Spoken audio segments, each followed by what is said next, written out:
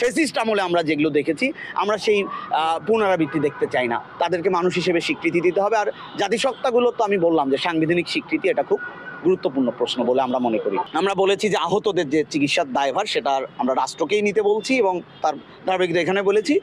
ফলে আমাদের যে 3 দফার যে আন্দোলন, আদিবাসী সহ বিভিন্ন জাতিসত্তার যে তার আত্মস্বীকৃতির যে অধিকার, তার যে সাংবিধানিক স্বীকৃতির যে অধিকার, সেই দাবিতে আমাদের আন্দোলন চলমান থাকবে। আমরা স্বরাষ্ট্র উপদেষ্টার পদত্যাগ পুনর্বার ব্যক্ত করছি, কারণ উনি কোনো ধরনের নিরাপত্তা কাউকে দিতে পারেননি।